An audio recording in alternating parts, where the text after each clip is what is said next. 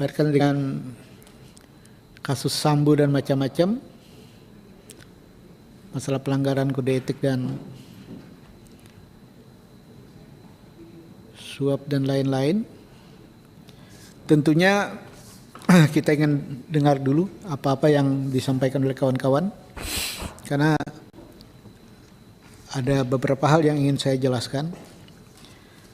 Komisi 3 hari ini dalam kasus Sambo itu kita melihat proses bergulirnya dalam proses penyidikan yang tentunya akhirnya selesai di peradilan. Apakah dalam proses peradilan itu sesuai dengan hukum dan penegakannya atau tidak? Jadi Komisi 3 tidak dalam bahasa yang paling tepat itu adalah melakukan pengawasan dalam prosesnya, ya. Karena kalau kita lihat Sambo, istrinya, keterlibatan para polisi yang lain.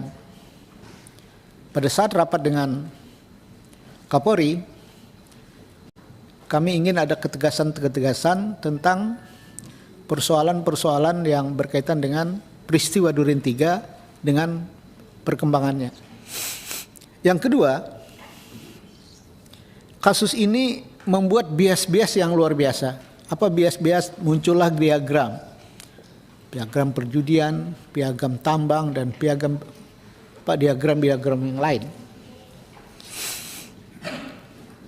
Dari situ Komisi 3 melihat bahwa ada persoalan yang sangat serius di institusi kepolisian. Apakah bias-bias ini disebabkan oleh undang-undang kepolisian yang tidak cocok lagi? Apakah hukum acara pidananya sudah daluarsa? Dalam rangka reformasi Polri, kami Komisi 3 merancang FGD dalam rangka mencari masukan terhadap persoalan-persoalan yang non peristiwa Duren 3. Karena kami Komisi 3 akan merumuskan sesuai dengan tupoksi kami peraturan-peraturan atau perundang-undangan dalam rangka memperbaiki Polri. Tentunya dalam rangka menyongsong FGD itu kami menerima pengaduan-pengaduan seperti kawan-kawan tampak hari ini. Jadi kita harus bisa memilah mana wilayah yang Bapak-Bapak komentari dalam kasus Duren 3, mana masukan dalam rangka perubahan reformasi Polri ke depan. Tentu basisnya Undang-Undang Kepolisian dan Undang-Undang Hukum Acara Pidana. Kenapa?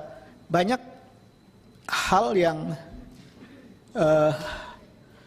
yang sudah harus kita perbaiki di dalam Undang-Undang Kepolisian dan Undang-Undang KUHAP itu sendiri. Pertanyaan-pertanyaan inilah yang tentunya nanti kita akan identifikasi apa yang harus kita rumuskan. Karena posisi hari ini banyak para pengamat demokrasi melihat bahwa dengan Polri di bawah Presiden, maka jadi over yang tidak sesuai lagi dengan konteks polisi sebagai civilian police. Catatan-catatan inilah yang ingin saya sampaikan agar kawan-kawan mana yang dikemukakan dalam kasus aneh-aneh Duren 3, mana yang ke depan dalam rangka perbaikan institusi Polri. Untuk itu kami persilakan siapa yang bicara duluan. Silakan.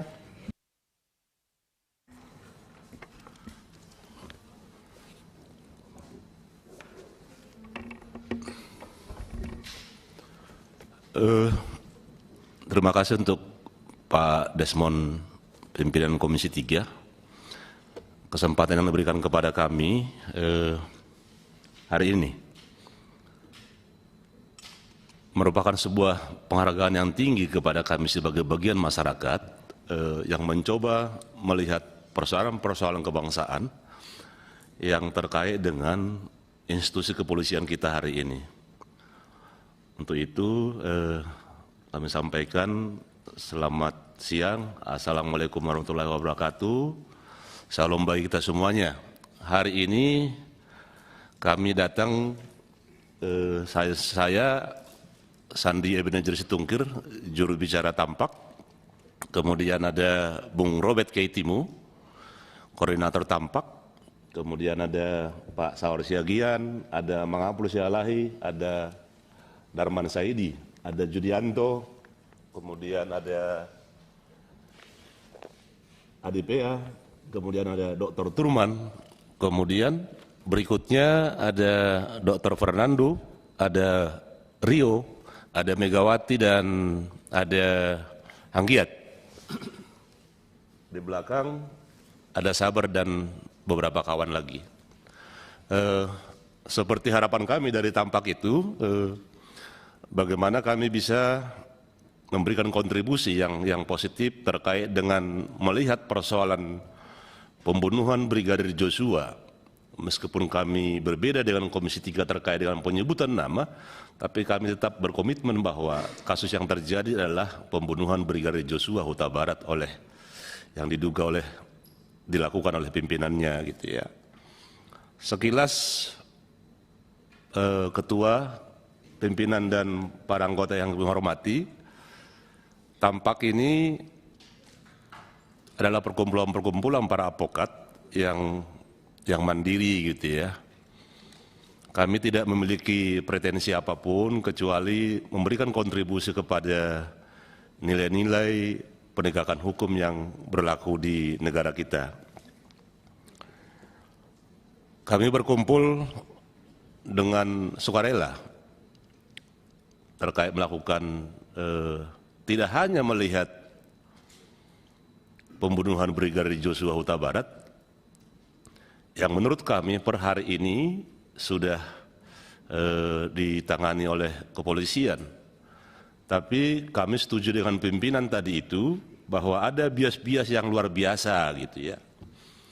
Kami juga mencoba masuk ke arah sana, arah bias-bias yang luar biasa itu.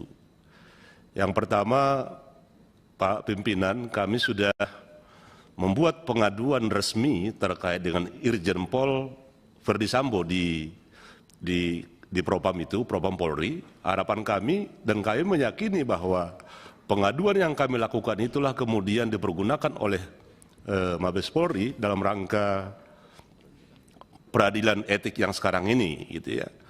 Kemudian ketika kami membuat pengaduan itu, tidak hanya Irjen Pol Verdi Sambo yang kami adukan gitu, tapi bersama kawan-kawan lain gitu ya. Kemudian kami juga membuat pengaduan masyarakat Dumas di KPK terkait dengan dugaan penerimaan uang ya.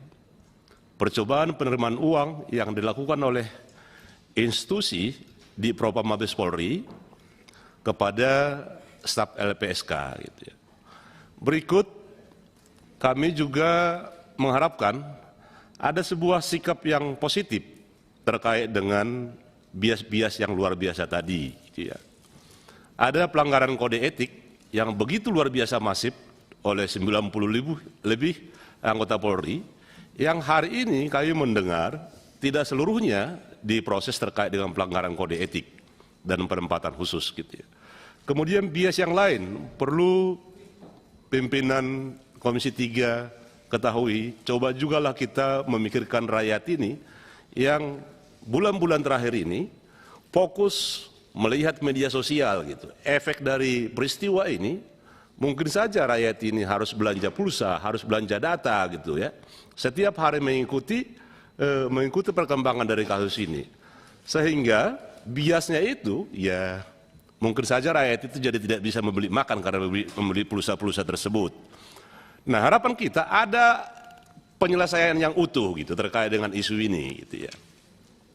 Kemudian Pak Pimpinan dan anggota yang kami hormati, kami juga menginginkan ada reformasi total terkait dengan di kepolisian itu. Sebagaimana kita ketahui, salah satu penyebab institusi kepolisian sekarang ini, yang pertama itu tidak adanya pengawasan, baik yang dimuat di Undang-Undang Kepolisian maupun di Peraturan Presiden gitu ya. Ketentuan salah satu pasal di Undang-Undang Kepolisian misalnya polisi dapat bertindak menurut penafsiran sendiri, ya. Nah itu bagi kami itu ketentuan yang sangat kontradiktif, gitu ya. Sangat kontradiksi sekali ketentuan polisi dapat bertindak melakukan penafsiran sendiri.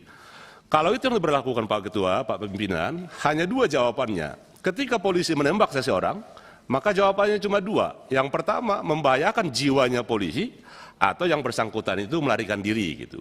Jadi saya kira poin di Undang-Undang Kepolisian itu sangat jelas disebutkan di situ. Yang kedua, misalnya terkait dengan pengawasan di Kompolnas. Hampir di Undang-Undang Kepolisian itu, Kompolnas yang terdiri dari Menko Polhukam, Menteri Hukum dan HAM, Menteri Mendagri, gitu ya, sebagai anggota dan pimpinan itu, hampir tidak memenuhi persyaratan sebagai lembaga pengawas, ya. Kalau yang kemudian dipersoalkan masalah etik, gitu ya, di kepolisian itu mestinya karena dia etik, mestinya bentuknya peradilan. Berbicara peradilan, mestinya itu adalah lembaga yang mandiri, gitu. Untuk apa misalnya Kompolnas harus beranggotakan Menko Polhukam, gitu ya, Mendagri dengan gaji 23 juta, 22 juta, gitu ya, kemudian tidak melakukan tanggung jawabnya sebagai pengawas kepolisian. Dan saya kira itu melanggar prinsip-prinsip pemerintahan yang terbagi kekuasaan itu. Tidak mungkin eksekutif melakukan pengawasan terhadap eksekutif, apalagi posisinya Menko Polhukam sebagai penanggung jawab keamanan, sangat tidak mungkin, gitu ya. Kemudian Pak Pimpinan, dulu pernah kita diskusikan terkait dengan Dipropam, Pak Pimpinan, bagaimana postur Dipropam itu mulai dari Polsek, Polres, Polda itu langsung bertanggung jawab kepada Kapolri melalui Kadipropam, gitu ya, sehingga di Propam di Polsek itu tidak bertanggung jawab kepada Kapolsek, gitu. Tidak bertanggung jawab kepada Polres, tidak bertanggung jawab kepada Kapolda, gitu ya. Jadi kalau misalnya kita masih bersepakat bahwa kepolisian adalah institusi penegak hukum, penopang demokrasi, maka harus kita tempatkan dia dalam proporsi yang baik dan benar, gitu. Pengawas internal harus hadir. Pengawas internal harus hadir di Propam yang lebih profesional, gitu ya, tidak bertanggung jawab kepada atasannya yang terdekat, gitu ya. Kemudian tambahan lain, Ketua, harapan kami adalah penyelesaian juga terkait dengan yang beredar misalnya terkait dengan Kaisar Sambo, Kaisar segala macam itu. Saya kira itu juga harus ada jalan keluar juga. Apakah apa yang dilakukan oleh DPR yang bisa menyelesaikan itu? Dua minggu terakhir ini adalah yang kita ketahui adalah penggerebekan markas-markas judi, gitu ya. Kalau kita mengikuti pernyataan dari Kapolri, ya, siapapun yang terlibat di wilayah-wilayah perjudian itu, Kapoldanya saya copot, Kapolresnya saya copot, Dikrimumnya saya copot. Ini kan faktanya memang ada perjudian yang ditangkap. Nah, kalau kita misalnya mengikuti pernyataan Kapolri itu, mestinya kan ada tindakan terhadap para pimpinan-pimpinan wilayah, misalnya Kapolda, gitu. Nah, itu harapan kita, Pak Pimpinan. Kemudian waktu dan tempat kami serahkan ke Bung Robert.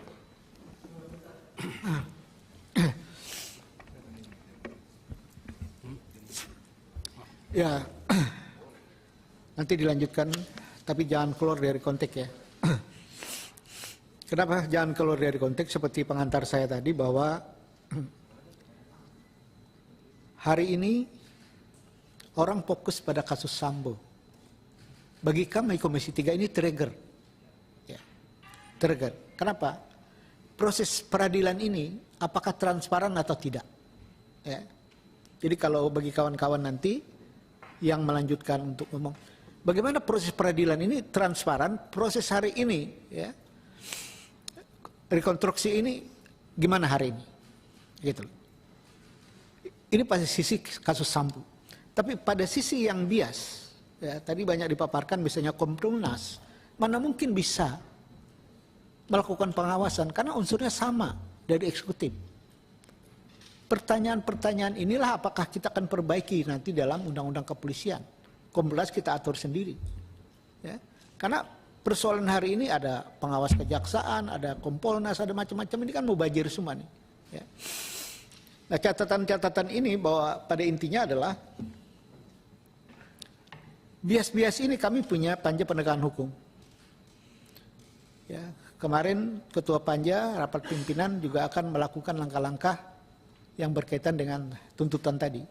Ada persoalan tambang, ada persoalan judi, ada persoalan macam-macam.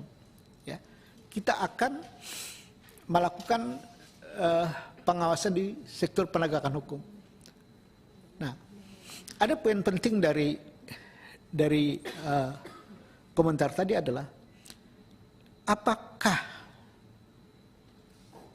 Kapolri berani melakukan tindakan-tindakan kalau ada pengaduan dari masyarakat yang akan ditindaklanjutin oleh panja penegakan hukum.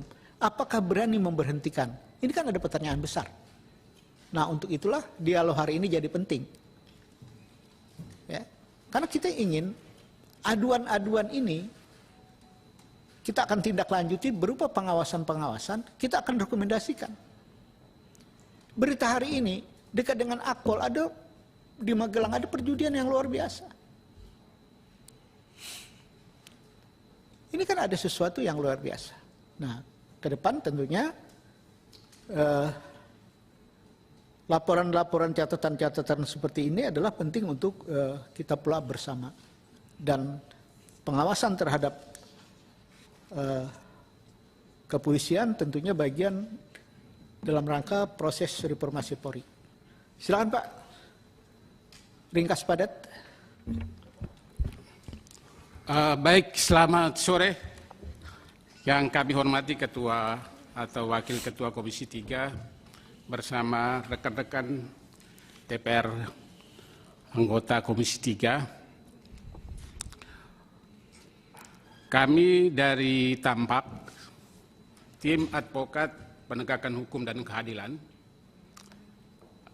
adalah kumpulan daripada... Langsung aja Pak, ya, sudah diperkenalkan. Langsung aja, poin pentingnya Pak. Kepedulian kami terhadap permasalahan kasus pembunuhan Brigadir Joshua Huta Barat ini, karena itu kami tim advokat mendatangi beberapa lembaga-lembaga. Tadi sudah disampaikan Pak Kaitimo. Ya. Poin pentingnya aja Pak, Bapak menyampaikan yang sama atau yang berbeda? Kalau yang sama, yang lain, yang berbeda aja. Kalau yang sama enggak? Kenapa? Baik, saya kira ini kami sampaikan aja dari 5 hal yang perlu kita rekomendasikan kepada pihak DPR ini, karena peristiwa pembunuhan ini kan sebetulnya sudah terjadi tanggal 11, tanggal 8 Juli, tapi tanggal 11 Juli baru terungkap dan dipublikasikan. Kalau itu sudah Pak, kita udah tahu. Yang lain Pak? Oke, untuk itu kami mengusulkan kepada DPR, pertama itu melakukan pengawalan dan pengawasan penanganan kasus pembunuhan Saudara Joshua ini. Sekarang telah dilimpahkan Bareskrim kepada Kejaksaan Agung dalam proses penelitian dan penuntutan. Itu rekomendasi pertama dari kami. Yang kedua, memberikan rekomendasi kepada Kapolri dan Jaksa Agung agar penanganan kasus pembunuhan Joshua Huta Barat segera dituntaskan dan dilaksanakan secara profesional, akuntabel, dan transparan.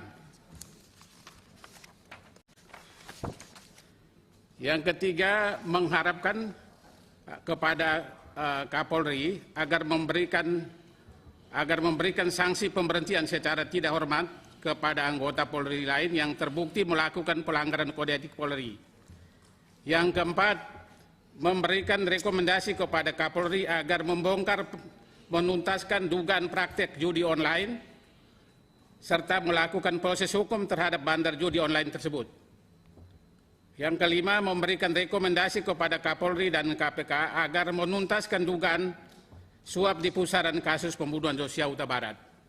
Yang keenam, memberikan rekomendasi kepada Presiden dan Kapolri agar dilakukan pembenahan internal Polri dengan melakukan reformasi kepolisian secara total. Dalam hal ini secara khusus kami tampak menegaskan bahwa penegakan hukum dalam kasus pembunuhan Joshua Huta Barat harus benar-benar dilaksanakan sesuai dengan ketentuan hukum yang berlaku untuk mewujudkan keadilan bagi keluarga korban dan memenuhi keadilan publik Karena itu peran Komisi 3 DPR sebagai wakil rakyat sangat penting untuk mengawasi dan mengawali penanganan perkara ini. Terima kasih. Ya, highlight sebenarnya sudah dikemukakan tadi oleh juru bicara yang pertama. Ada nggak yang baru? Ya, tolong diingat, ini ada hal yang berkaitan dengan kasus Duren 3, ada yang berkaitan dengan biasnya. Ya, yang Duren 3 ada nggak keanehan daripada isu yang sudah kita sama-sama serap? Ya, yang bias ini catatan-catatan dalam rangka, ya kedua-duanya dalam rangka reformasi Polri ke depan. Kira-kira apa aja yang perlu kita reformasi? Ya, misalnya Polri harus di bawah Mendagri, kalau di bawah Presiden cenderung berpolitik. Ini kan salah satu hal-hal yang sifatnya rekomendasi. Silakan Bang Apul. Baik, terima kasih pimpinan. Assalamualaikum warahmatullahi wabarakatuh. Salam sejahtera buat kita semua. Nama saya Bang Apul Silalai. Saya pikir konkret aja Bang, bahwa inilah peristiwa Sambo ini, peristiwa Duren 3 itulah membuka kotak Pandora. Inilah sesungguhnya wajah penegakan hukum hari ini. Inilah sesungguhnya wajah pemerintahan hari ini. Saya sengaja bawa undang-undang kepolisian. Saya cukup sering membaca. Hampir luput atau mungkin koreksi kalau saya salah. Tidak ada undang-undang organik sebagai peraturan pelaksana. Malah ada perpol. Kalau kita bicara sistematika perundang-undangan, perkap-perkol itu ya bisa dibilang keranjang sampah. Jadi ini luar biasa peristiwa ini. Jadi konkretnya sebenarnya perlu kita pikirkan menempatkan institusi ini dalam sebuah kementerian atau di bawah kementerian. Kita bertanggung jawab. Jangan lupa kita pada sejarah. Ketika Orde Baru menggunakan TNI sebagai alat pemukul, yang hari ini digunakan dengan kewenangan yang sangat besar, sehingga ekses tadi yang kita omongin, ada subordinasi, ada kekuasaan dalam kekuasaan, ada Satgasus itu jelas mendelegitimasi satker yang ada. Ini ada apa? Gitu loh. Kenapa? Karena undang-undang membuat itu. Nah, saya pikir proses politiknya harus dilakukan dari Komisi 3, gitu loh.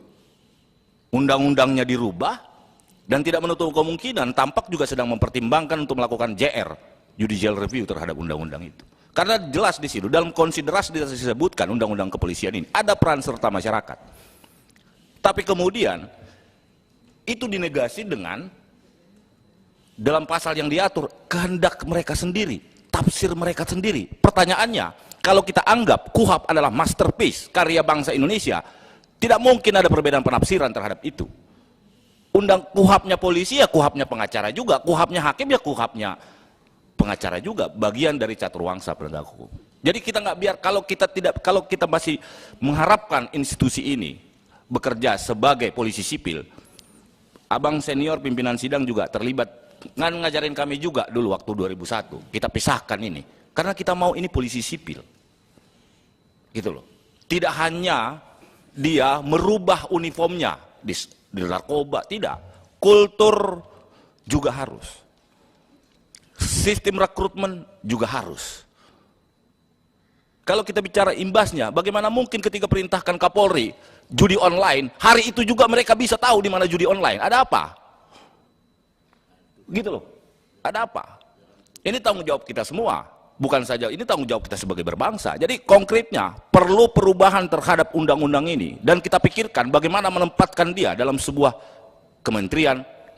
Bisa kok kalau kita belajar dari itu, banyak kok gitu.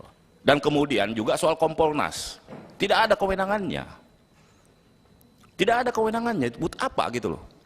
Aku nggak paham waktu Komisi 3 RDP ya, kalau nggak salah ya, dengan Kompolnas LPSK. Aku lihat di situ dia posisinya di satu sisi adalah ketua Kompolnas, tapi di sisi lain dia adalah perpanjangan tangan presiden, pendelegasian tugas presiden di Menko. Ini bias.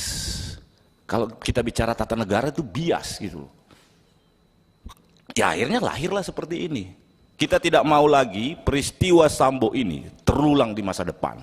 Kita pingin Kita juga ingin menjaga institusi ini, menyelamatkan institusi ini dari 100 orang perbuatan oknum lah katakan, dibanding 430.000 sekian personil. Jangan sampai juga mereka demoralisasi terhadap kasus ini.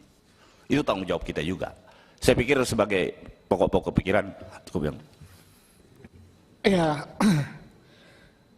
Perkap itu kan bukan hukum sebenarnya. Itu sifatnya peraturan internal ke institusi yang akhirnya jadi hukum. Inilah kenapa Komisi 3 ya akan merubah Undang-Undang Kepolisian dan KUHP. Karena polisi itu kan harusnya tunduk pada konstitusi dan hukum. Ya. Seolah-olah Perkap, peraturan Kapolri itu jadi hukum. Padahal itu sifatnya instruksi. Ya. Bukan hukum kalau kita bicara tentang arti sebuah hukum. Ya. Itu yang tentunya kami berhati-hati mensikapinya. Karena sekian banyak, ya, kalau kita mau mengkaji Perkap, ya, sekian banyak Perkap-Perkap yang keluar itu kan menyalahi KUHP sebenarnya. Ya. Dan Undang-Undang Kepolisian pun seolah-olah melengkapi, padahal melampaui, ya, melampaui Undang-Undang Kepolisian. Nah, inilah kenapa Komisi 3 ingin melakukan FGD dan melakukan masukan untuk reformasi ke depan itu agar tidak terlalu bias. Ya. Kenapa? Bicara Kapolri, bicara Perkap yang lain lagi. Ada Perkap yang aneh-aneh. Ya. Ini misalnya pada zaman Pak Tito, Perkapnya yang berkaitan dengan gambar Panglima TNI dan Kapolri di setiap Polda. Kesepakatan bersama dalam rangka sinergi. Tapi kenyataannya Polda-Polda pasang Panglima TNI, tapi di institusi TNI tidak ada gambar Kapolri. Ini kan lucu-lucuan gitu. Maka pada saat kita kunjungan, aneh juga. Sinergitas tapi yang satu melaksanakan, ya, yang satu tidak. Tapi gambar itu kan wajah militer jadinya. Padahal Polda itu kan bukan wajah militer. Hal kayak gini gitu loh, bahwa bias-bias kepolisian yang sudah ada aturannya, ya, bias-bias semakin sesuai dengan selera Kapolrinya. Inilah yang jadi alat politik. Itulah banyak orang memprotes kenapa polisi di bawah presiden jadi abis. Ini kan catatan-catatan yang harus kita catat. Terima kasih. Ke depan tentunya catatan dari Saudara Mengapul ini penting. Perkap mana yang kira-kira yang harus, ya, dalam artian bahwa Undang-Undang Kepolisian harus menghilangkan Perkap agar semua undang-undang, ya, polisi sesuai dengan Undang-Undang Kepolisian dan KUHP. Tidak ada peraturan-peraturan. Berarti kalau ada Perkap, dua undang-undang ini sudah nggak cocok lagi, kan begitu logikanya. Kalau ya, udah nggak cocok lagi, berarti Undang-Undang Kepolisian dan KUHP harus dieliminir atau ini adalah habis. Kan bisa begitu. Yang lain ada catatan? Izin Ketua. Silakan. Fokus ya. Ya. Jangan apa? Fokusnya dua. Mana yang wilayah Duren 3, mana wilayah Bias. Silakan. Terima kasih Ketua. Saya dengan Dr. Fernando. Saya seorang akademisi dan praktis hukum. Pertama, saya mau menyampaikan kami rakyat datang ke rumah wakil kami ternyata yang hanya dihadiri oleh ketua saja, sementara anggota yang lain tidak ada. Ya, mungkin seluruh rakyat Indonesia akan melihat ini. Mohon maaf nih Ketua. Sebentar, ini kan kita menerima Pak. Ya. Tidak harus hadir sebenarnya. Ya. Yang penting ada pimpinan untuk menyerap. Jadi kalau Bapak bilang bahwa tidak ada anggota, ya, ini biasa saja sebenarnya. Siap karena betul. Ini semua proses rapat hari ini adalah dicatat sama sekretariat. Kalau sendiri sekretariat nggak ada, itu baru nggak benar Pak. Siap Ketua, Jadi, tapi ini dari rakyat mencurahkan perasaannya kepada wakilnya. Ya, jadi karena beberapa kali mahasiswa saya bertanya, sebenarnya wakil rakyat itu kapan kita mempunyai wakil rakyat? Itu yang sampai hari ini saya belum bisa jawab di ruang perkuliahan saya. Yang kedua, saya mau menyampaikan kepada Ketua yang terhormat terkait dengan anggota Polri yang lebih kurang 93 itu, ya 93 orang, kita minta itu sidang kode etiknya segera ditindaklanjutin, dan kita juga minta agar memberi akses sebesar-besarnya kepada masyarakat. Sidang kode etik itu terbuka, karena ya kemarin itu ternyata sidang kode etik terhadap Ferdy Sambo itu tertutup. Ya, ini peristiwa Ferdy Sambo ini bukan hanya menyita perhatian seluruh rakyat Indonesia, tapi ternyata dunia juga, karena seorang jenderal bisa menghabisin anak buahnya sendiri. Yang mana kalau di dalam perang, seorang anak buah akan di barisan terdepan melindungi sang jenderal. Ya, itu yang kedua. Ya, lalu terkait dengan kemarin tuh dari Komisi 3 juga, saya sangat terharu juga, walaupun salah mengucapkan Hermes jadi Hermes. Ya, kita minta kepada Komisi 3 juga agar nanti membuat undang-undang terkait pembuktian terbalik kepada anggota kepolisian. Karena kemarin di Komisi 3 juga mengatakan bahwasanya sekarang ini Kapolres saja istrinya sudah punya Hermes. Ya, kemarin dari masyarakat ketika kami memposting bahwasanya ini ada RDP dengan Komisi 3, banyak menitipkan pertanyaan kepada kami ketua. Ya, mereka bilang ini di daerah kombes-kombes saja rumahnya itu pakai kolam renang. Ya, saya yakin kalau ketua orangnya sederhana. Ya, ini kenapa sampai ada kombes-kombes ini rumahnya semua pakai kolam renang? Ini dari masyarakat ya yang menitipkan pertanyaan kepada kami dari Tampak. Lalu yang selanjutnya terkait dengan kemarin adanya staf ahli Kapolri yang membuat rekayasa peristiwa pembunuhan ini, kami juga meminta dari tim Tampak untuk mengevaluasi semua staf ahli ini. Bagaimana bisa staf ahli itu bisa ditunjuk sebegitu aja?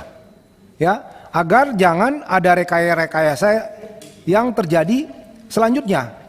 Ya, kami menitipkan harapan kepada Komisi 3 agar apa yang diharapkan oleh masyarakat kepada Komisi 3 dalam pengawasan Polri bisa terrealisasi. Untuk sementara itu aja Ketua. Terima kasih. Terima kasih. Terima kasih. Ya, silakan. Izin ya Ketua. Assalamualaikum warahmatullahi wabarakatuh. Pertama-tama terima kasih kepada kawan-kawan Tampak yang sudah membuat forum ini ada, juga Bang Desmond sebagai perwakilan Komisi 3 yang luar biasa. Saya lihat video Abang tuh di ILC itu luar biasa. Pertama, wajah polisi adalah wajah yang mencerminkan kekuasaan dan pengusaha. Saya sepakat. Kenapa begitu? Saya korbannya. Saya korbannya selama 2 tahun ini. Dan itulah mengapa saya ikut Tampak. Peristiwa Joshua ini bukan peristiwa terakhir, bukan peristiwa yang pertama, tapi terakhir buat saya. Kenapa? Wajah polisi itu jangankan manusia Bang, Tuhan aja dia tipu. Kita boleh bicara hukum sebagai pengacara, tapi faktanya hukum gak berlaku buat polisi Bang. Contoh ya Bang, kita ngomong dulu contoh kecil masyarakat ya, saya sendiri mengalami. 8 tahun yang lalu datanglah seorang kasat Reskrim Polres Bogor ke rumah saya membawa surat pemanggilan. Dia berkata, panjang pendek Bapak. Apa maksudnya? Kalau panjang Bapak tinggalkan rumah, kalau pendek masuk penjara. Itu terjadi. Saya laporkan ke Propam, diproses. Lalu kemudian saya lapor balik, saya tidak mendapatkan keadilan. Saya di penjara Bang sama mereka. Dan hari ini saya juga kebetulan 2 tahun lalu ada laporan buruh saya. Ini cerita nih, berhubungan dengan Satgasus ya. Laporan buruh saya 2 tahun lalu di Bekasi, Pos Bekasi. Hari ini sudah 5 kali ganti Kapolres. Dan ini diterima langsung oleh Pak Sigit. Pak Sigit perintahkan kepada Sambo, di ruangan Sambo kita gelar perkara kecil, lalu kemudian Pak Ade laporkan ke Propam. Kita laporkan, Wasit kita laporkan. Apa hasilnya? SP3 dan tidak ada bukti pelanggaran etika mereka, kode etik. Ternyata begitu saya dengar review, Satgasus lah yang bermain di dalam kasus ini. Maaf Bang, ini mungkin kalau saya tuduh harus ada bukti ya. Tapi faktanya kita menang. Kita melaporkan polisi yang sebetulnya salah, nggak melakukan proses hukum dengan baik, nggak memanggil terlapor. Perkap Kapolri sudah menegaskan batas waktu, ya kan? Tapi apa yang terjadi? Ini fakta bang. Itu yang kasus di luar. Yang di Sambo, nah, pada hari pertama kalau nggak salah, ketika kawan-kawan kelompok bersama saya ingin melakukan proses pelaporan. Kalau kasus Duren 3, ya kalau ada yang baru boleh. Saya baru bang. Apa barunya? Nah makanya, izin ya. Pada waktu saya diajak teman-teman tabak untuk bergabung dengan Komitmen Moral, saya bilang, saya bismillah, saya ikut.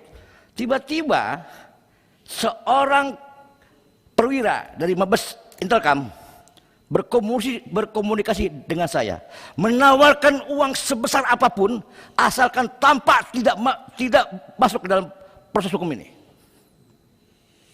Saya berani ngomong orang siapa. Saya sebut. Bahkan saya lapor kepada Pak Sigit. Saya WA. Saya bilang, kalau Anda ingin hukum, Anda harus panggil kami dan diskusi hukum yang benar. Bukan membeli hukum. Apakah ini cara polisi? Cara Intelpam? Bang, tolong bang, tertibkan yang model begitu. Di Mabes Polri ini banyak intel yang ngomong duit aja. Nggak bicara moral, nggak bicara nurani. Setiap ada orang kritis, dia beli. Maaf bang, kawan-kawan kami tidak bisa dibeli. Saya nggak bisa dibeli. Namanya R, saya sebut. Tolong abang panggil R itu dan abang perintahkan Kapolri pecat dia. Sudah bikin pengaduan? Belum bang, saya karena baru ini saya ketemu sama abang. Bikin pengaduan tembusannya Komisi 3 agar jelas. Siap. Ya. Kalau ada pengaduan formal, laporkan Komisi 3, nanti kita akan tindak lanjutin. Ya. Makanya saya bilang terkait dengan kasus Satgasus, saya curiga betul. Kenapa? Orang-orang yang ada di Propam, orang-orang yang ada di dalam proses penyidikan itu semuanya, abang pahamlah, ada apa di sana? Apakah kemudian rakyat harus menunggu dan ternyata diduplikasikan dengan fenomena Sambo? Coba lihat bagaimana Sambo menghindari proses di pengadilan dengan merekayasa teman-temannya, ya kan? Ini fakta bang. Ini wajah polisi. Saya nggak benci polisi, saya benci oknum. Saya akan lawan bang oknum itu bang. Oke. Terima kasih. Ya tolong suratnya. Siap bang. Bikin pengaduan ke Propam. Siap. Ya kalau betul ya. Siap bang. Tembusan Komisi 3. Siap. Saya tunggu. Siap bang. Ya. Kalau pengakuan aja kan susah. Siap bang. Ada buktinya bang. Oke. Yang lain? Baik. Silakan. Megawati. Ada hal-hal yang baru? Ya baik, yang pimpinan sidang yang kami hormati. Terima kasih untuk pertemuan siang hari ini diberi kesempatan kepada kami tim Tampak untuk menghadap Komisi 3 untuk menyambung dari rekan kami tadi Dr. Fernando dan saya mewakili rakyat juga walaupun sebagai praktisi hukum, di mana di sini saya perhatikan sejak kasus Sambo ini saya ingin lebih jauh mengetahui bagaimana seorang pimpinan tadi yang disampaikan rekan kami Fernando, jenderal harusnya bawahannya yang di depan. Kenapa di sini seorang jenderal bisa melakukan tindakan penembakan terhadap bawahannya? Itu dari mana dasarnya? Saya ingin lebih tahu terkait dengan masalah penembakan ini. Lalu keinginan kami, saya sebagai pribadi, apakah di dalam institusi Polri ini tidak dilakukan tes kejiwaan dengan ada waktu yang tertentu, misalnya 3 bulan sekali. Seorang pimpinan itu seperti Sambo ini menjabat sebagai Kadif Propam, apakah tidak diadakan tes kejiwaan terhadap mereka? Kemungkinan mereka sedang mengalami masalah baik di internal maupun di kekeluargaannya gitu, di internal institusi maksud saya.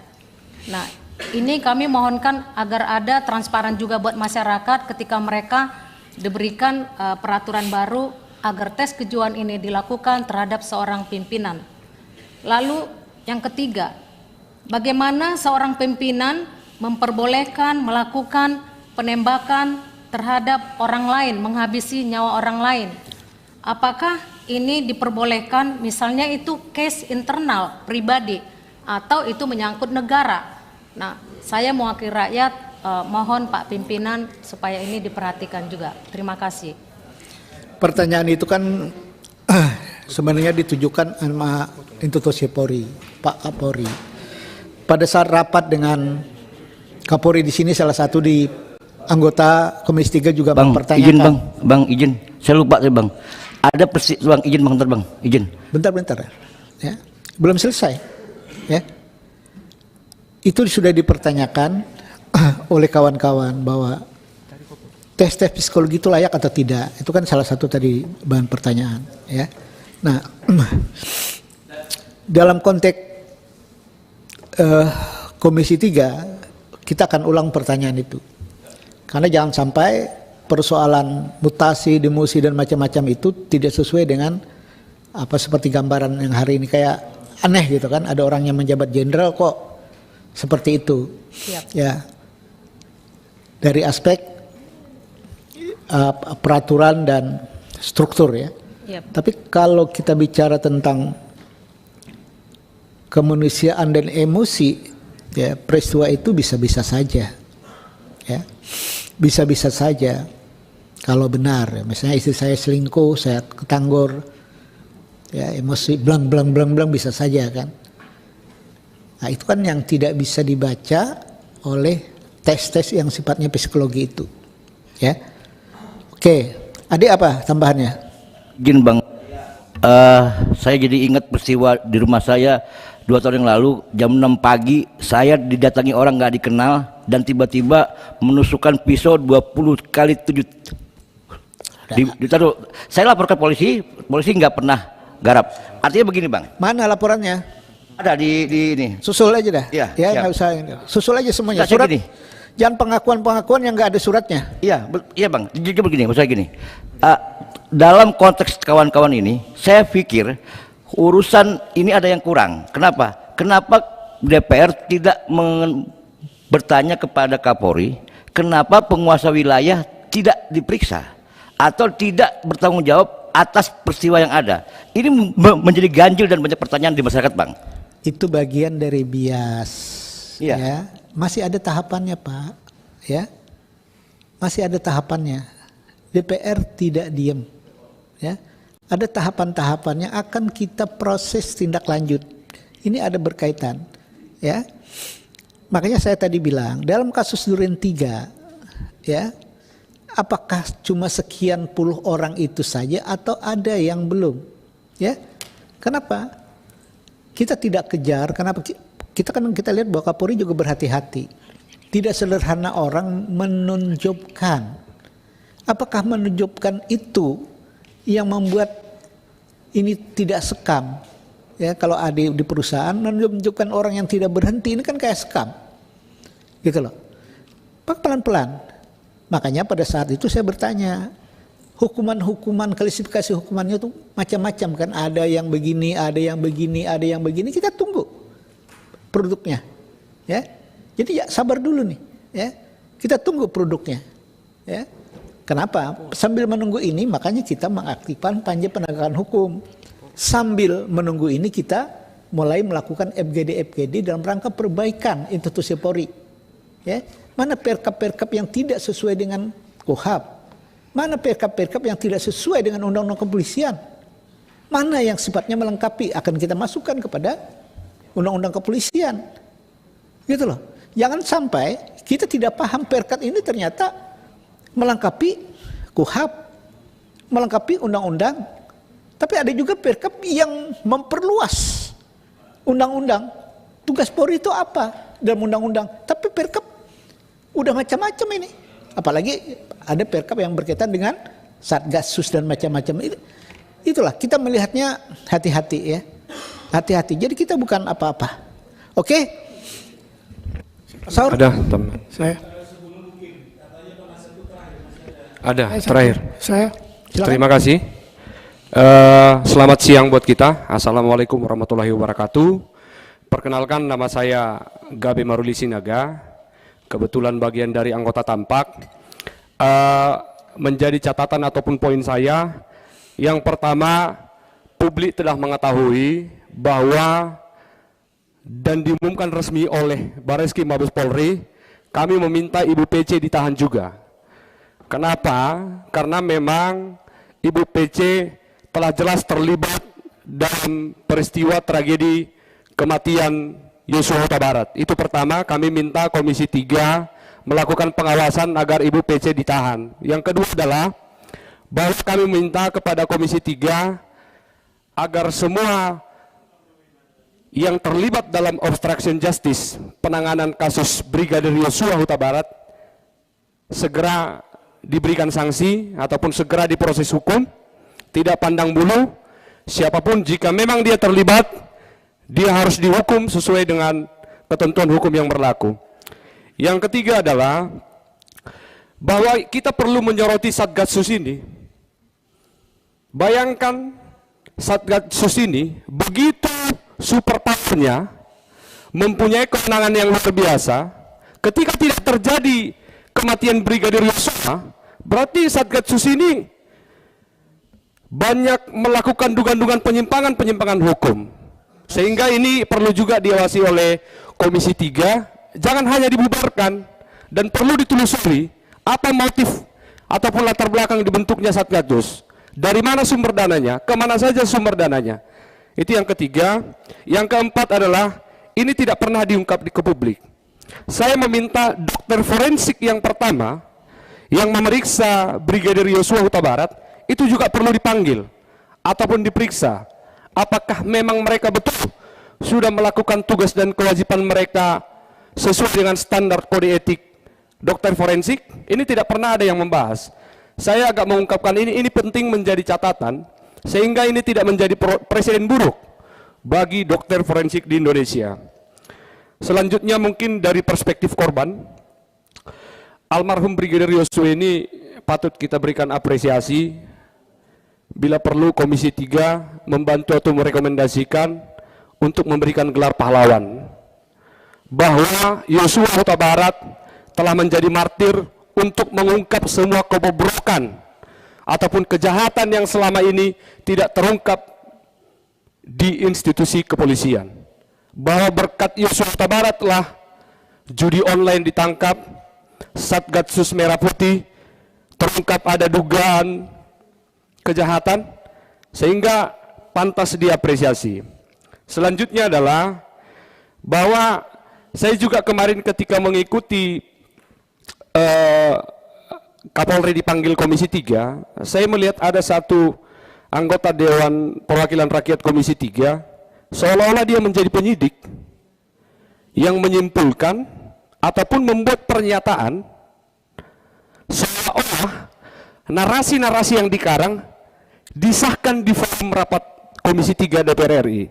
Saya rasa itu tidak kapasitas anggota Komisi 3, bahwa tugasnya adalah jelas mengawasi terhadap proses penegakan hukum. Sehingga mungkin kami akan melaporkan beliau nanti ke Majelis Kehormatan Dewan Perwakilan Rakyat Republik Indonesia. Dan yang terakhir adalah Komisi 3 juga perlu memberikan masukan atau pengawasan terhadap sistem rekrutmen kepolisian, baik melalui Akpol, Bintara, dan sampai proses rekrutmen kepolisian yang terendah. Karena ini adalah menjadi pintu masuk untuk menciptakan sumber daya manusia kepolisian, menjadikan institusi kepolisian menjadi institusi yang bermartabat bagi penegakan hukum yang berwibawa. Dan yang terakhir adalah kami mengharapkan bahwa proses penegakan hukum dan persidangan terkait pelaku pembunuhan Brigadir Yosua Huta Barat harus dilakukan secara imparsial, objektif, dan memang pelaku harus mendapatkan hukuman yang setimpal dengan perbuatannya. Demikian dari saya, terima kasih, salam perjuangan, merdeka. Banyak hal ya. Bapak-bapak ini kan lawyer, saya juga lawyer dulunya, Atria juga lawyer. Ya. Nah kalau dua orang ini dulunya polisi, ya. Mantan Kapolda Kalimantan Timur, mantan Kapolda NTT, ya. Jadi kalau Risi tidak ditahan. Biasanya itu permintaan lawyer. Ya. Kenapa? Karena ada anak kecil. Masa anak, ya? Bu Megawati mau nggak anaknya ditahan, ikut kan masih menyusuin? Kan biasanya permohonan lawyer, kasihan kan, gitu loh. Mungkin itu, gitu loh. Ya, yang lain-lain, ya. Pada prinsip dasarnya catatan-catatan ini penting bagi kami, ya, dalam rangka perbaikan Polri ke depan. Bicara Satgasus, ya, ini kan bicara yang sudah dibubarin. Tapi benar, harus diaudit. Ya, harus diaudit. Ya, kita sepakat untuk itu. Ya. Kenapa? Satgasus ini adalah satu penyimpangan yang sangat luar biasa di institusi Polri. Kenapa? Ini kan apa ya? Mengamputasi Kabar Eskrim, mengamputasi KB Intelkam, ya. Ini kan task force sebenarnya, ya. Mengurung semua, ya, agar semua dalam satu komando. Kenapa jadi begini? Ya kalau kita lihat peristiwa-peristiwa catatan media, ini kan alat politik, ya. Ini kan muncul pada saat ganti presiden, ya. Pada saat ganti presiden muncul, berarti ini kan tim khusus yang digunakan untuk meredam yang berkaitan dengan kekuasaan. Kesininya bias ya karena memang sejak awal udah bias. Kalau kita bicara tentang masa lalu, ya, inilah yang jangan sampai terjadi lagi. Ya, pada saat rapat 5 tahun yang lalu atau ya awal-awal berdiri, ya, Satgasus saya pernah mempertanyakan tentang anggarannya. Dari mana? Nggak ada dalam anggaran yang kita rapatkan itu biaya Satgasus. Itu dari mana? Hari ini muncul Satgasus dari judi, dari macam-macam kan. Ini yang harus kita pertanyakan ke depan, ya. Ini yang tiba-tiba muncul geng-gengan. Ini kan juga membuat institusi Polri semakin rusak. Oke, terakhir. Tambahan pimpinan. Izin tambahan. Saya pikir kalau nggak. Terima kasih pimpinan. Sedikit terakhir Bang, terakhir. Cukup. Silakan Pak Saur. Terakhir Pak Saur, ya. Iya, baik, terima kasih saudara pimpinan, anggota dewan. Di sini ada sahabat saya Terry, ada Pak Jeki Beli, ada rekan yang lain. Saya sempat janji sebenarnya nggak mau lagi ke DPR karena beberapa waktu yang lalu saya janji dengan ketua komisi. Ini mungkin refleksi 3 minggu yang lalu kami sepakat tampak datang dengan janji. Tetapi kami tidak tahu sampai detik ini tidak ada alasan mengapa kemudian pertemuan terjadi. Tapi kami berterima kasih saudara Desmond.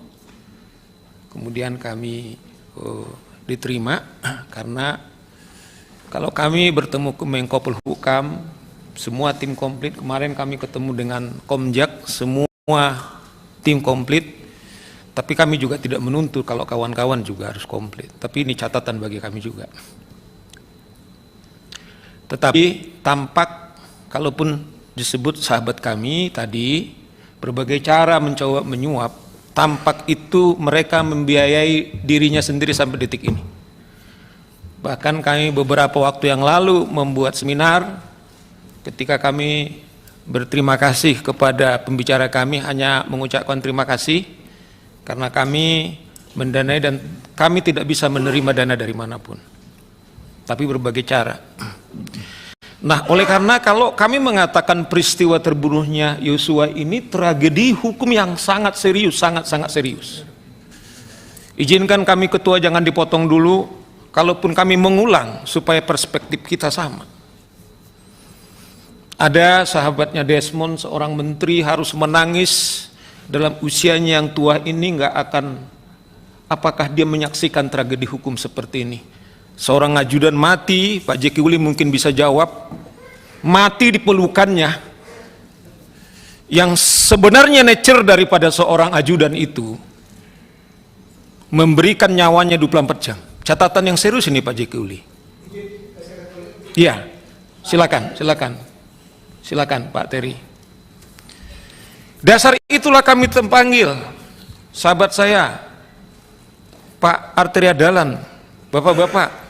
Saya anak polisi, saya bilang, Darah saya ini adalah polisi, tetapi tidak mau juga. Ayah saya itu tidak pernah dia menyesal untuk jadi polisi, sekalipun anaknya 8 tidak sanggup dengan gajinya. Tapi saya beruntung seorang ibu sekalipun buta huruf buka warung, dan dia sekarang ada bersama dengan di sini dengan Pak Arteria Dahlan, dengan Pak Jekuli. Begitulah rahasia daripada Tuhan. Tetapi ada seorang Kadip Propam yang merorkestra 98 orang. Saya bilang ini bukan pribadi, ada yang salah kepada institusi kita ini. Kalau ini cerita Sambo atau gengnya Sambo, saya pikir ini bukan mencerminkan sekali. Pasti ada geng-geng yang lain, ada grup-grup yang lain cerminan daripada polisi kita sekarang. Saya kalau ketemu kemana-mana Pak Jekuli, kemarin saya pulang dari Papua, saya ketepatan Pak Gubernur minta konsultasi, perjalanan saya pulang, saya suka karena mereka bicara soal Perdi Sambo. Dia bicara, mungkin dia tahu karena saya terlibat, di bandara semua bicara Perdi Sambo. Salah satu sang supir ini bersaksi seperti ini, Pak Arteria Dahlan. Bang, ada seorang pengusaha kecil-kecil di daerah di Polsek. Dia bilang, saya bisa tangkap kamu jangankan berdiri, tapi tidur pun kamu bisa saya tangkap. Karena apa? Setoran yang harus diberikan tiap bulan, karena Kapolseknya sudah ganti, dia minta tambahkan. Saya kira ini cermin daripada kepolisian kita sekarang ini. Kami sebagai advokat, saya pengalaman beberapa waktu yang lalu, bagaimana klien saya kemudian diperas, kemudian harus kita bertarung. Itu adalah jenderal-jenderal aktif. Oleh karena itu saya kira peristiwa terbunuhnya Yosua, saya kira ini momentum reformasi daripada Polri. Kita berdarah-darah waktu Polri berpisah dengan TNI tahun 98, Pak Jeki. Ada yang saya kira kita harus jujur. Bagaimana tadi kawan kita mengatakan ada Satgasus tidak dibiayai oleh APBD, tetapi dilakukan oleh penegak hukum. Bagaimana dana kecuali mereka diminta untuk mencari dana-dana gelap? Tampak sudah sepakat akan menelusuri ini, akan membuat LP ini, karena ini dugaan korupsi. Tetapi sekian periode daripada Kapolri ini tidak kemudian diotak-atik. Apakah polisi kita ini kemudian kita buat polisi yang melegalkan daripada kejahatan? Saya kira mungkin tidak ada awalnya seperti itu. Ada sesuatu struktur kita saya kira kita pertanyakan. Budaya kita, Pak Jeki, saya selalu ini harus kritis lagi melalui ini. Kalau saya datang polisi ini 3 fungsinya, saya selalu berkata-kata. Mungkin Terry udah bosan kali. Pertama, melindungi, menjaga keamanan ketertiban kita. Kedua, melayani masyarakat. Yang ketiga adalah menegakkan hukum. Bayangkan kalau kita ke Mabes Polri, di situ sangat telanjang, mobil-mobil mewah berseleweran. Sangat terang dari mana gaji mereka ini? Kita publik, kita pemilik daulat rakyat, seakan-akan hanya penumpang masuk ke sana, tetapi anggota kepolisian kita misalnya, seperti itu hanya tanah mereka, properti mereka, tidak ada lagi kepekaan bahwa itu kita titip kepada mereka untuk dijaga. Tetapi saya lihat teman-teman di DPR nggak pernah mengkritisi ini. Sepertinya layak. Bahkan ada beberapa kawan saya kemarin Terry itu sudah sempat ditegur, tapi bukan soalnya Terry. Juga komisi-komisi 3 itu menggunakan juga nomor-nomor polisi. Ini tragis menurut saya. Sehingga kawan-kawan kemudian tidak bisa lagi objektif untuk mengawasi. Nah, saya harap Saudara Terry kepada ini tolong kita perbaiki, nggak ada kepekaan kita. Seakan-akan untuk mengambil, dan saya pikir juga saya setuju. Apakah dibuat ini hak angket, hak interpelasi soal dana-dana, karena kami juga tidak mau ada fitnah kepada, karena bicara Desmond bicara soal pilpres, ini kan bisa menjadi sandera. Ketepatan kita ini sudah, mekanisme konstitusional kita sudah hargai, itu sudah berjalan dengan baik, dan itu kita harus hargai. Nah, ada masalah kepolisian kita, misalnya begini, Undang-Undang Polri kami kemarin dititipin oleh Komjak.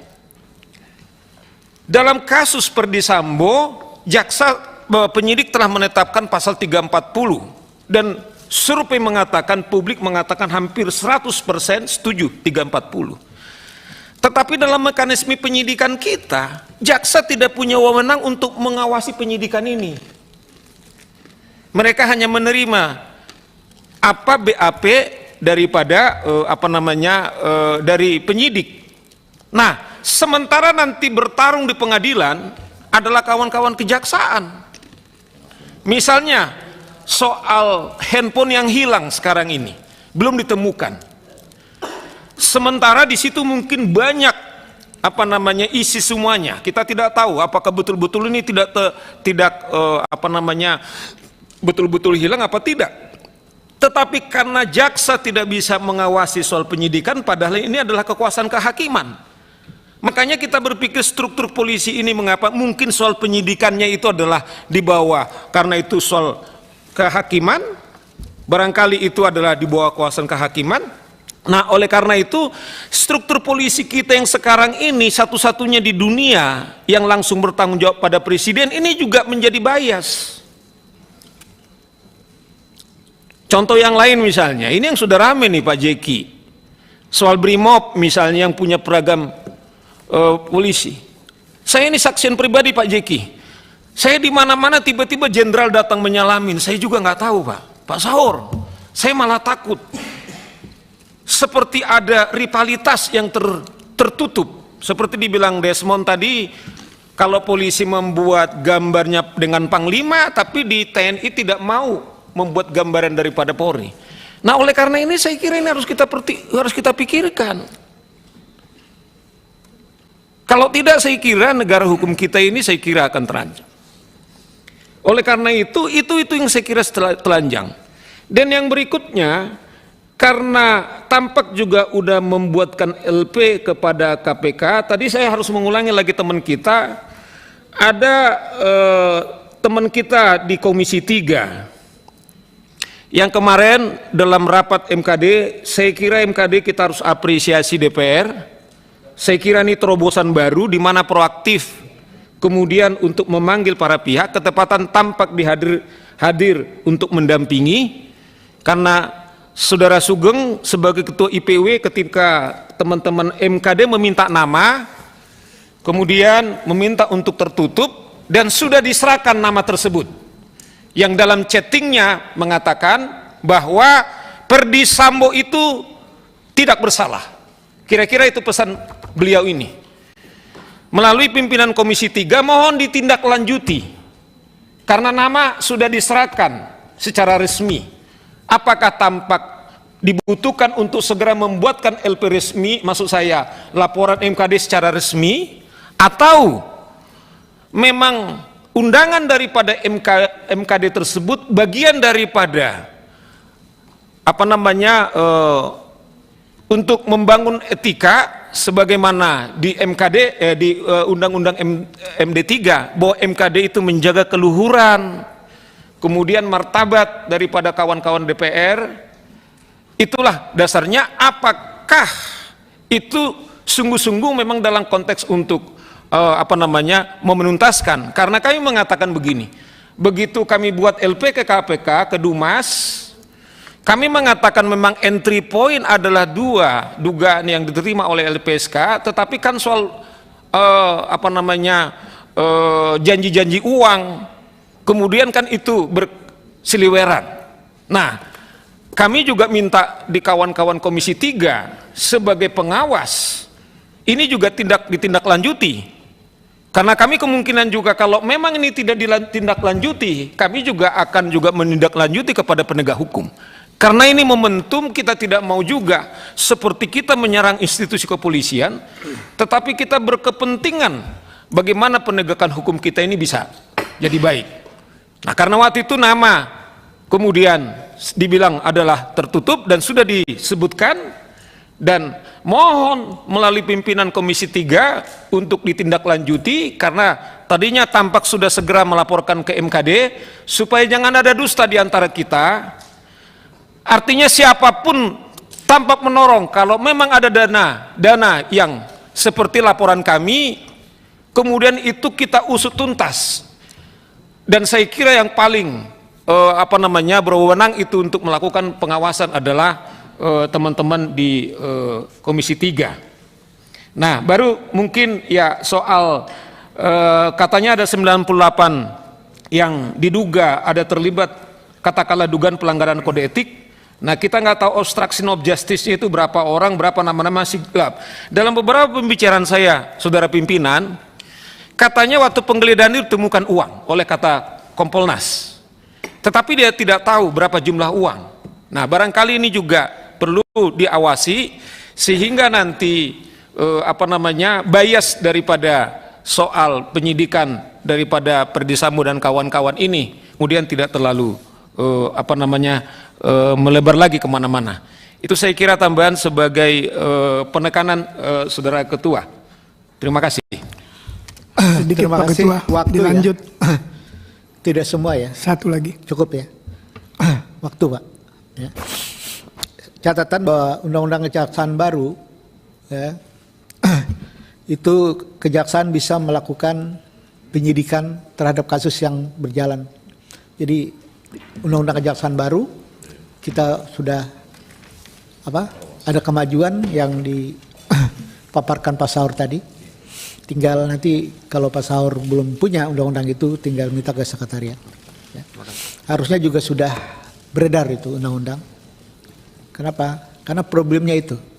Jangan sampai proses penyidikan pada saat mulai P19, P21 ya, ke peradilan itu sepihak penyidikannya dilakukan oleh kepolisian. Itu yang pada saat kita merumuskan undang-undang kejaksaan, undang-undang kejaksaan itu kita perkuat. Bapak-bapak Ibu sekalian, Pak Safarudin ada hal yang harus disampaikan? Pak Jaki? Pak Tria?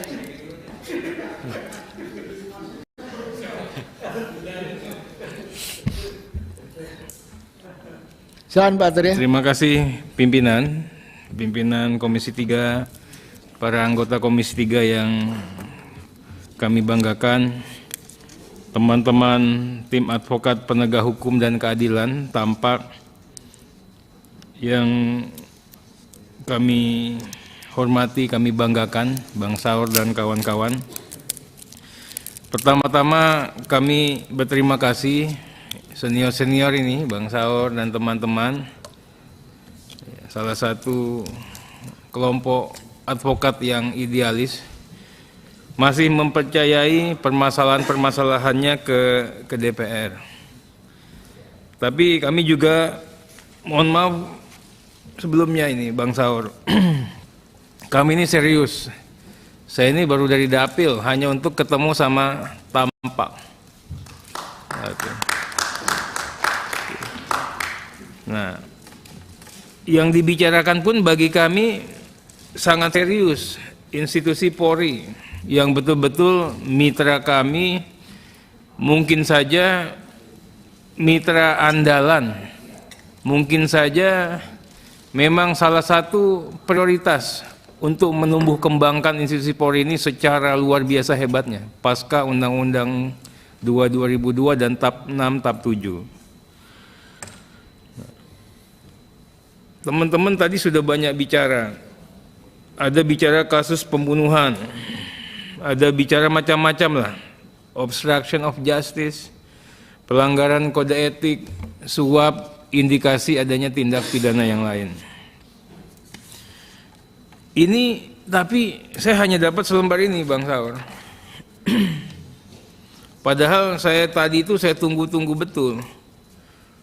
Saya tunggu-tunggu betul, jangan kami akan mendapatkan informasi material terkait dengan banyak isu yang berseliweran, yang termasuk juga yang dihadirkan oleh teman-teman di Tampak. Jadi saya bertanya juga ini, isunya ini kita bicara Sambo, Brigadir J, di sini kita bicara sekitarnya, misalnya kita bicara obstruction of justice, bicara kode etik, bicara suap, bicara tindak pidana lain seputar itu, atau memang kita bicara yang benar-benar di luar itu, ada judi, mafia tambang, mafia tanah, illegal lodging, fishing, mining, dan sebagainya. Nah, ini kami juga ingin tahu ini, karena memang menjadi bagian dari pencermatan kita juga. Lalu tadi dikatakan banyak masalah. Kami juga ingin tahu, menurut Tampak ini, masalahnya ini masalah kelembagaan kah? Masalah sistem? Atau mungkin masalah regulasinya yang harus diperbaiki? Tadi dikatakan lagi, kenapa Ibu Putri tidak ditahan? Kalau yang nanya masyarakat saya terima nih, yang nanya pengacara ini.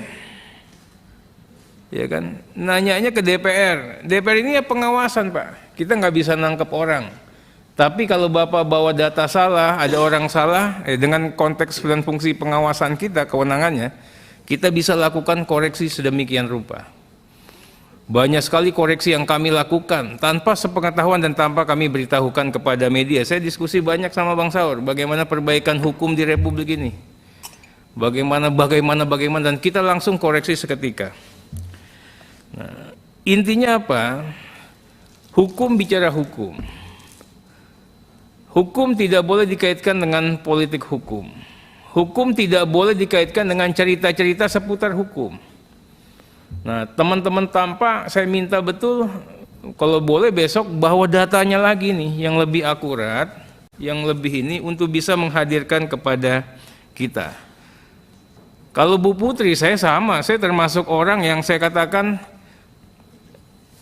apapun dia, ya, tapi kita harus mencadangkan, ada kepentingan yang lebih besar. Anak-anak itu begitu kagetnya, Pak. Begitu kagetnya. Apakah anak-anak itu kita kasih kesempatan bukan untuk putrinya, tapi mungkin untuk anak-anaknya, yang sebentar lagi mereka akan berpisah dengan orang tuanya. Biarkanlah waktu untuk penyelesaian itu. Kalau saya pribadi, mereka itu tidak berkewajiban untuk menanggung dosa-dosa ini. Sekarang ini kita coba untuk lebih arif dan bijaksana. Saya sepakat, semua yang disanksi sepakat, Pak. Makanya di rapat kemarin kita minta betul kualifikasi semua pihak ini dihadirkan sama teman-teman Bareskrim. Yang mana yang good cop, yang bad cop, yang bad copnya bad cop banget, yang cuma sedikit banget dihadirkan. Kan teman-teman yang tahu, Pak. Kita bicara di Polda Metro, banyak polisi jahat, Pak. Tapi banyak sekali polisi yang baik. Ya kan, mungkin saja yang nama-nama Bapak sebutkan kan bapak-bapak yang pengacara ini, bersentuhan langsung. Apalagi yang di Resmob, kan tahu betul lah kelakuannya seperti apa. Iya kan, orang lapor tersangka, orang jadi pelapor, besok masuk Resmob jadi terlapor, Pak. Langsung Resmob ya. Itu loh. Itu loh. Nanti kalau pertanyaannya kurang, apakah Resmob bagian dari penugasan? Gitu dong. Iya kan? Ini pengacara nih, saya bicara dalam konteks. Nah, begitu juga masalah dokter forensik. Kami sudah periksa kalau dokter. Nah, itu kalau teman-teman punya masalah, punya temuan, hadirkan, Pak.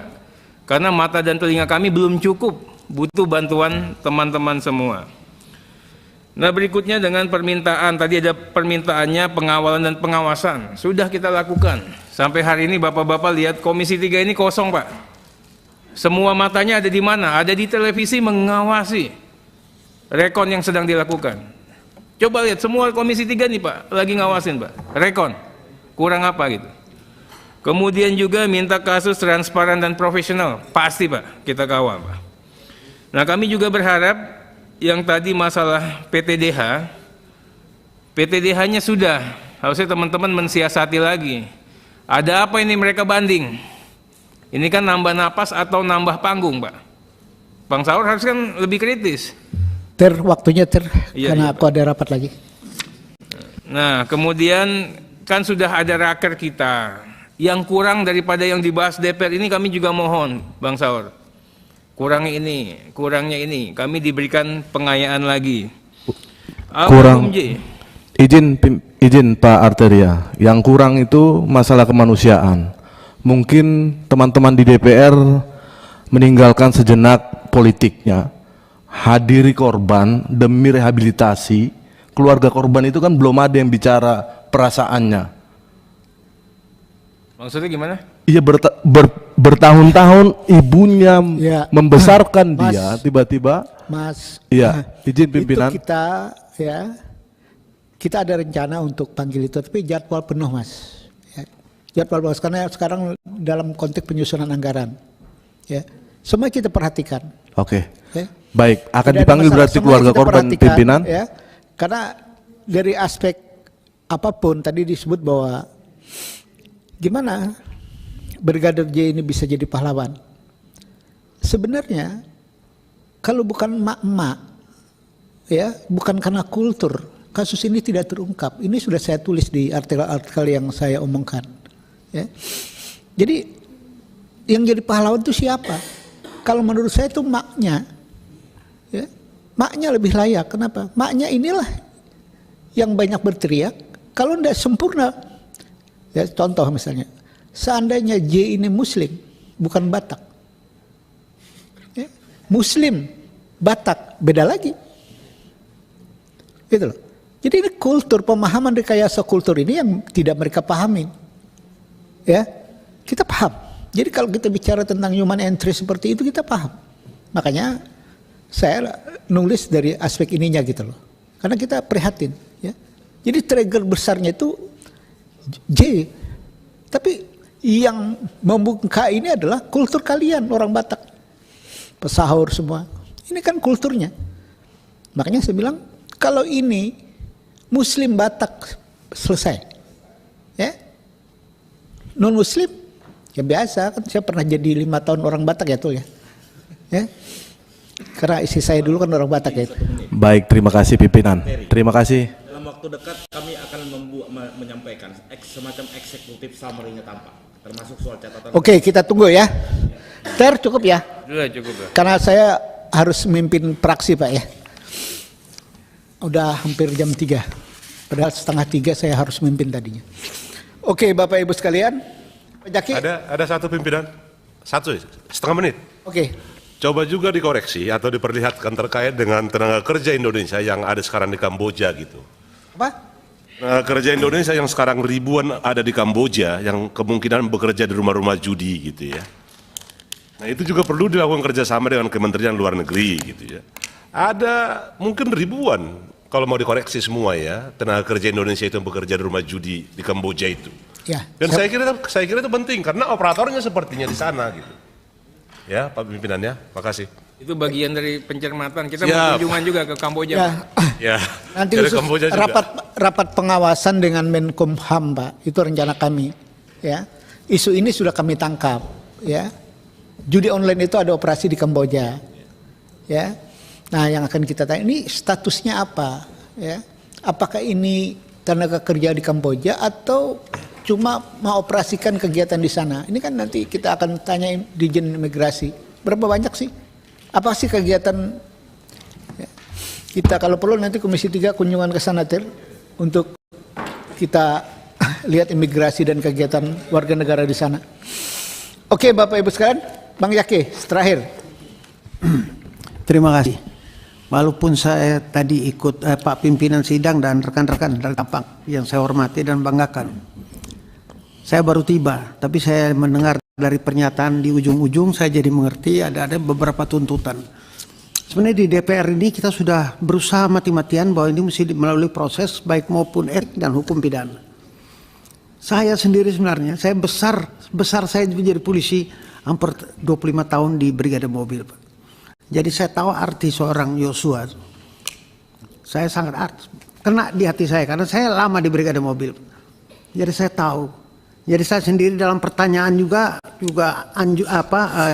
saran selalu saya bilang ini supaya diperlakukan sebenar-benarnya Pak. Jadi Bapak percayalah dari kita Komisi 3 sebenarnya Pak. Banyak sekali yang simpati dengan kejadian ini. Bukan artinya kita dalam hal ini menyerang institusi, bukan institusi. Saya cinta institusi Polri. Saya bisa duduk di sini pun karena saya pernah menjadi polisi, Pak. Yang menjadi persoalan kedua, Pak, tadi saya sering kali dengar cepat sekali kesimpulan kalau polisi salah itu institusinya langsung diserang, Pak. Kalau reformasi oke, itu kita perbaikan ke dalam. Tapi seperti musik ini ke sono ke sini dari departemen polisi itu aslinya, Pak. Memang dari kemerdekaan dia sudah berdiri sendiri, Pak. Kemudian zaman Bung Karno itulah Undang-Undang Pokok Kepolisian, Undang-Undang Nomor 13 Tahun 61 diseret, kita masuk jadi ABRI. Itu jujurnya begitu, Pak. Jadi sebenarnya dari lahirnya sudah dia mandiri, Pak. Nah, karena apa? Waktu itu dilihat kalau tidak mandiri dia profesionalnya kurang. Karena sudah terlanjur kita masuk ABRI dari tahun 61 itu, Pak, sampai dengan pemisahan tahun 98 reformasi, itu sehingga sebagian hidupnya kita sudah dalam lingkup seperti itu. Nah, mungkin perlu dipikirkan oleh Bapak sekalian, karena ini kan saran, kita juga terima saran itu, mungkin saya juga akan menyarankan kira-kira apa yang bagus dari Bapak semua, melalui yang saya serap, saya sampaikan nanti. Mungkin dari kawan lain mungkin ada pertimbangan tersendiri. Sehingga kasihan, saya lihat polisi ini kasihan, Pak. Kasihan kan menurut saya, kita lihat yang baik-baik saja, mereka yang berhasil, yang mobil mewah tadi itulah, Pak. Tapi saya, daerah pemilihan saya itu di NTT, Pak. Kalau saya pergi ke sana, Pak, Cilaka 13, Pak. Mungkin Bapak bisa meneteskan air mata lihat polisi yang namanya Babin Kamtipas itu mesti sampai desa-desa di pedalaman. Kasihan sekali. Saya rasa itu saya gambaran dari saya, Pak. Karena waktu saya lihat Bapak sudah. Terima kasih, Pak. Terima kasih, Pak Jaki Uli. Banyak hal masukan dari Tampak hari ini. Ya. Tentunya ini jadi bahan tambahan bagi kita. Tinggal hal-hal yang konkret ke depan. Apa itu yang konkret? Bersama-sama kita pantau proses peradilan ini. Ada yang aneh, kita ketemu lagi. Tolong ingatkan kami. Yang kedua, ada pekerjaan besar ya, dalam rangka negara hukum, penegakan hukum, negara demokrasi. Bagaimana institusi Polri ini sesuai dengan cita-cita para pendiri Polri, para pendiri bangsa ini. Tentunya wajah sipilian polisi itu di mana? Jangan wajah militeristik yang muncul. Tentunya reformasi di kepolisian agar wajah ini tidak wajah militeristik. Inilah pekerjaan yang perlu masukan dari kita semua. Kami berharap kawan-kawan Tampak bikin catatan-catatan kritis ya, agar catatan kritis ini bisa jadi pasal-pasal di undang-undang kepolisian atau perbaikan KUHAP. Kenapa? Acuan kepolisian itu dari dulu ya Pak Jaki ya, ya KUHAP gitu loh. Ya, dan undang-undang kepolisian. Ya. Kalau ada perkap-perkap ya, ini harusnya melengkapi kekurangan yang ada di dua undang-undang itu. Ya. Tidak terlalu memperluas, tapi tetap aja lah polisi adalah patokannya KUHAP. Selesai. Walaupun ada undang-undang kepolisian. Kalau ini negara hukum, ya. Tidak seperti hari ini kesannya bahwa kepolisian ini NKRI, Negara Republik Kepolisian Indonesia. Kan ini yang jadi soal. Nah, harapannya ke depan institusi Polri semakin sesuai dengan harapan masyarakat. Terima kasih sekali lagi. Satu lagi.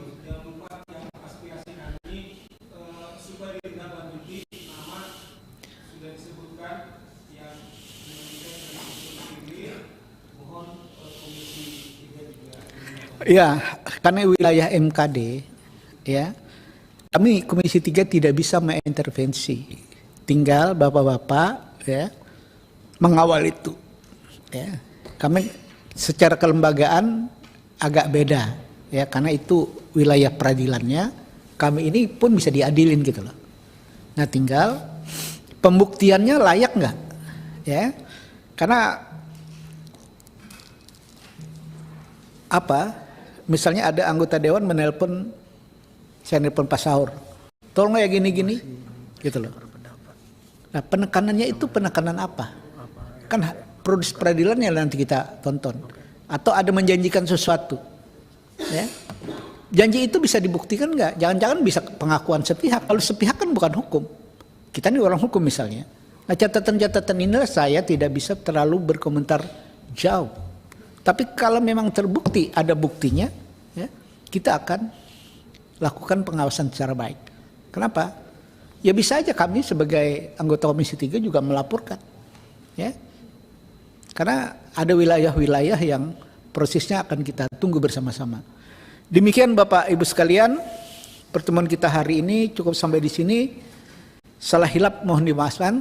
Ini semata-mata demi kemajuan institusi kepolisian, saya yakin bahwa kawan-kawan sekalian juga menuju ke arah sana. Demikian, terima kasih. Wassalamualaikum warahmatullahi wabarakatuh.